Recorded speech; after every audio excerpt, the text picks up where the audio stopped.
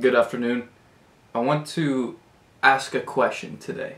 And that question is politics a joke? Or is economics something that's made up fantastically? Almost a mythology. Something that is manipulatable and amiable to its surrounding society. Something that can just be created here or there.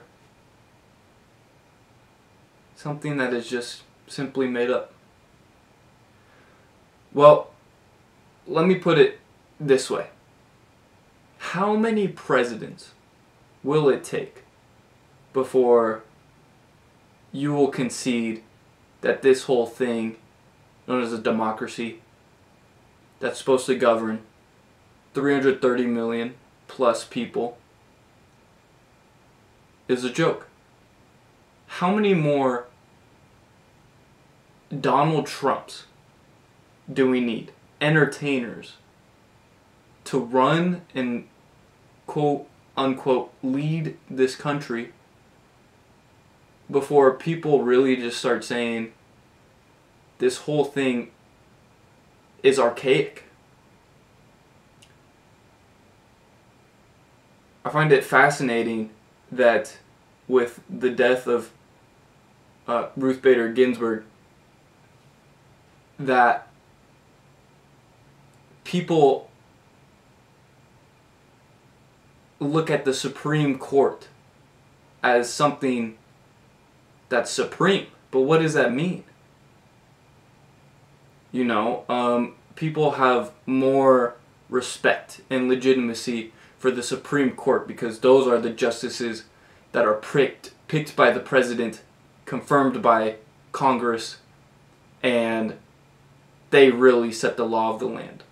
But they just give politicians an easy excuse out of making difficult decisions. One example pointed out by Michael Malice is gay marriage. You know, the conservatives got pressed on this. The Supreme Court ruled it legal, which makes it legitimate. And the conservative governors just go, "Oh, I don't know. That's what the Supreme Court ruled. I guess there's nothing we can do about it." And it's hysterical. To use his quote, conservatives are progressives driving the speed limit. That means the progressive position on anything 30 years ago is currently what the conservative position is. More or less. But seriously, like, what do we think the next coming presidents are going to be like? You know, we're coming up on number 46. What do we assume the 50th president is going to be like, or the 60th president? And go down the list. I don't think democracy, the democracy or republic, whichever you prefer, of the United States is bound to last another 50 presidents. And I'm not saying that I'm asking for a revolution. I'm saying that hopefully this thing peacefully crumbles.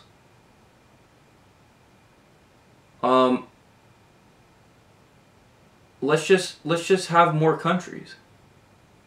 I think this is a totally legitimate and viable solution to the issue of this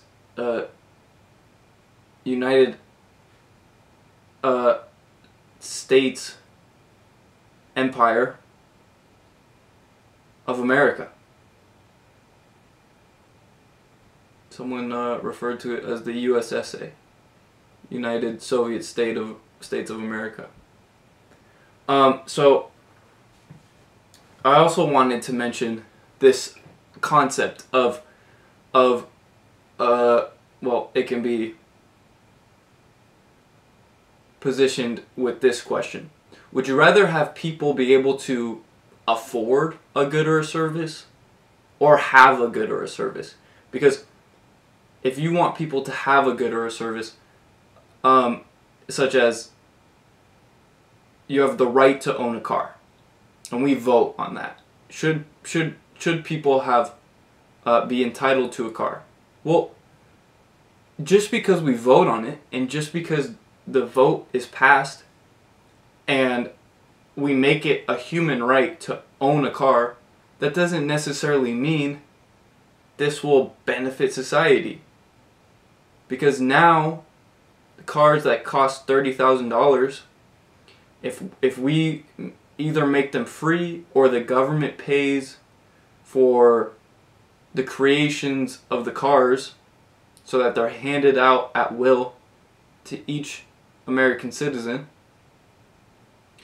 then this is going to lower the quality of the cars produced. This is also going to, the people that have to pay for cars out of pocket, this will increase the price of the cars which they pay for, because the demand is being artificially inflated by the government with subsidies. And this is with anything that the government involves itself in. It creates this artificial increased demand, which sends a feedback signal to the producers that there is a larger market for these goods and services than what there actually is. So then the producers produce more and they can charge higher prices. So people who pay out of pocket are hurt. And then when this becomes free to people, the ones at the cheaper end of the scale of production are at a lower quality than what they otherwise would have been. This is due to the fact that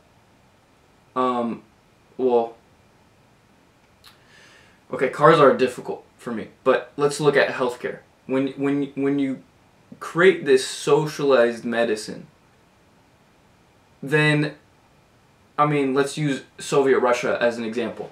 They had socialized medicine. The doctors get free education. So the state provides the education to produce these doctors, and then the whole thing is that the Soviet state says, okay, now we gave you this, the education, now you owe us something. And you owe us your labor. So the doctors get paid in Soviet Russia 1/3 of the salary of the bus drivers. So there's a lot less doctors and nurses. And the service they can provide is now limited. So there is, going back to the car example, because there's less people manufacturing cars, there's going to be less in supply. So you'll have shortages of cars produced, and people will be waiting in line to get their car. And then it's going to be produced with the limited hands and a limited mind of creativity. So there will be no innovation in the market for cars. You know, we have cup holders today, but the next feature of like cooling and warming cup holders won't be one, created, and two, installed as a feature. And the same thing with medical services. We have a certain amount of possible surgeries today. But if we socialize the medicine, there will be no incentive to create the next surgery of tomorrow. And part of the reason medicine is so expensive now is because we're creating bypass surgeries. Knee surgeries, hip replacement, knee replacement, plastic surgery. As time will go on, without an unhampered market economy in the provision of surgeries and medical goods, prices will go down. Just look at televisions. For a flat screen TV, it used to cost like $5,000. Now you can get them for a couple $100s. And this is due to increased methods of efficiency in delivering this product or the service. And back to the question of, would you rather have people be able to afford goods and services or have goods and services? Because we can vote on what's a right, a human right, all day long. If it's healthcare is a human right, if it's housing is a human right, whatever it is, we can vote on this stuff.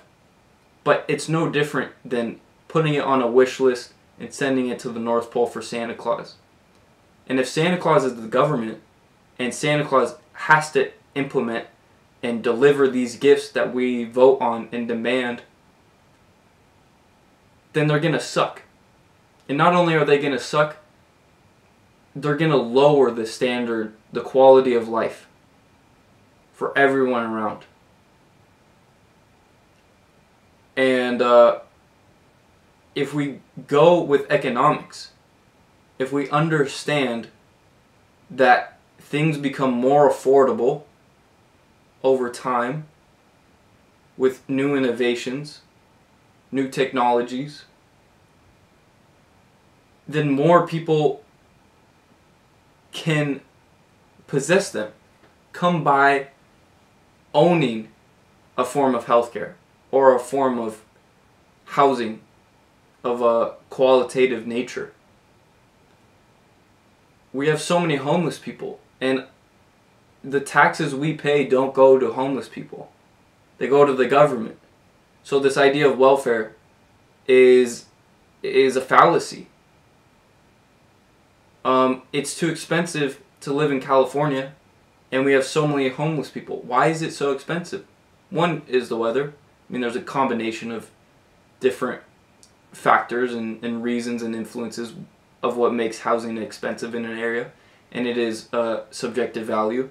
But when you have the government subsidizing these homes and home ownership, this is what allows prices to increase.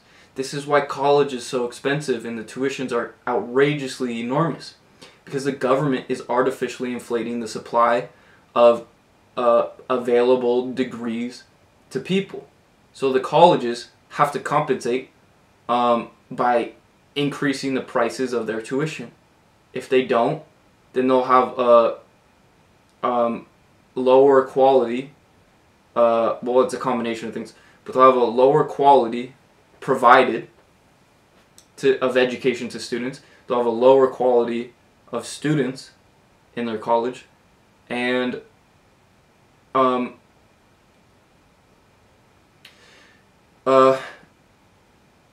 there's just so many influences for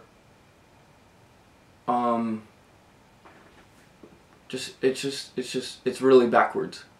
At face value, you want, we want this for everyone. That sounds good. It sounds good. But logically and practically, it's not at all what it sounds like. It's almost exactly opposite of what it sounds like. Education for all, provided by the state, sounds fantastic. We're going to educate people. This is going to be a positive externality. But if you're in favor of public education, as Misa says, you're in favor of public government brainwashing. They teach, the first 3 hours are reading and writing and understanding. But then the next 3 hours are social studies, history, and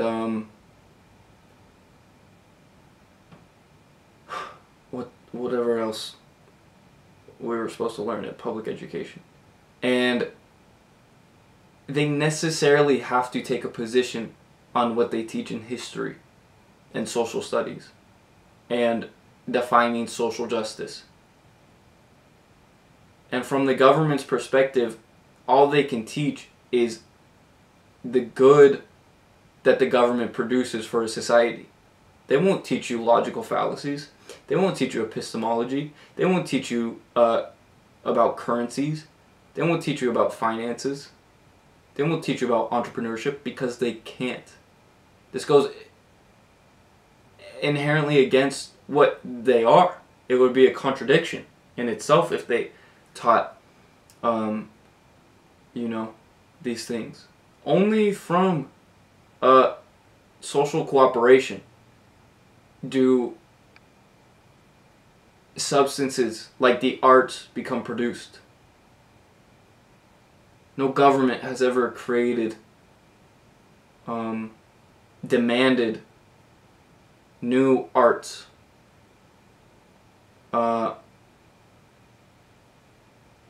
Socialism doesn't create anything. People rave about Sweden. Not one new net job was created in Sweden from 1955 to 2005. That was according to the European Journal of Economics. So, to socialize something, to make it operated by the state, it's just going to turn this idea of democracy, of publicly owning each other, is so perverse. It's so gross. And I want it to crumble. You know? This,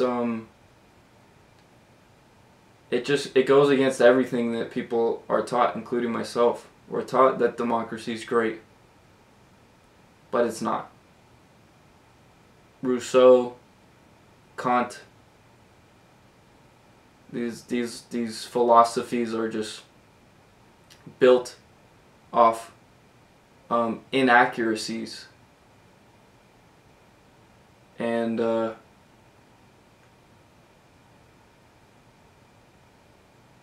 I'd much rather remain a capitalist in the sense of people being able to purchase things than go through the legal apparatus of people coming to possess things via legality.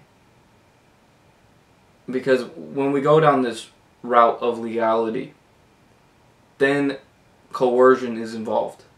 And this is threats at gunpoint of locking people in a metal cage if they do not produce what the state demands of them, what Santa demands of his elves to produce. We all think the elves work in Santa's workshop because the elves love Santa. But if you look inside, if you were to see that Santa held each elf hostage and demanded that they produce all these presents, I don't think you'd really want Santa to be delivering gifts to everyone that much anymore. And that's all socialism is. It's just at gunpoint forcing people to work for each other, for the state. It's so perverted.